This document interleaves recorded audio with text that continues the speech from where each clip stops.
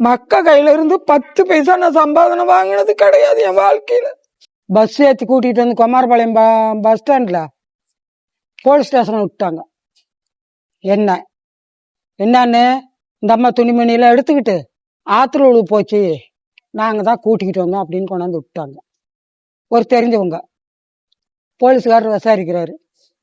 நான் யாருக்கும் எந்த கொடுமையும் செய்யல சாமி, நான் நல்லா தான் இருந்தேன். இவங்க இந்த மாதிரி ஆத்துல உழுவு போனோன்னு கொண்டாந்து இங்க விட்டாங்க சாமி அப்படின்னு. அதுக்கு என் மகன் வீட்டுக்கெல்லாம் போன் பண்ணி விசாரிச்சாங்க. எங்க வீட்லாம் வேண்டாம், அந்த அம்மா எங்கேயோ போகட்டும், எங்களுக்கு வேண்டாம் அப்படின்ட்டாங்க. நான் எங்க போவேன்?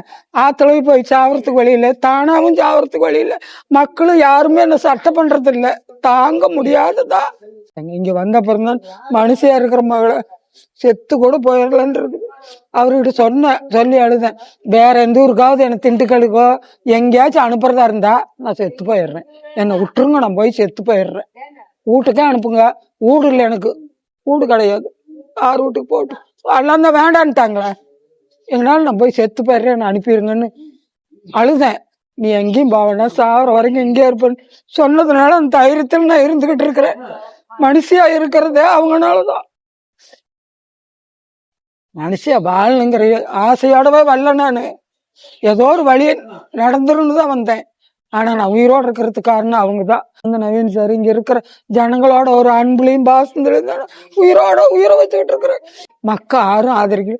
மக்க கையில இருந்து 10 பைசா நான் சம்பாதனை வாங்கினது கிடையாது என் வாழ்க்கையில. அந்த காலத்துல புருஷனும் சம்பாரிச்சு கொடுக்கல, குடிச்சே எனக்கு குடிச்சேர் பண்ணாங்க. நான் சம்பாரிச்சு போட்டு என் புருஷன் உயிரோட இருந்தா போதும்னு வச்சிருந்தேன். அவரும் சொல்லாத கொள்ளாத குடிச்சு வந்து ரோட்ல ஸ்டோர்கிட்ட போய் படுத்து இரும்பி தண்ணி கேட்டு வாங்கி குடிச்சு ரோட்லயே செத்து போயிட்டாரு.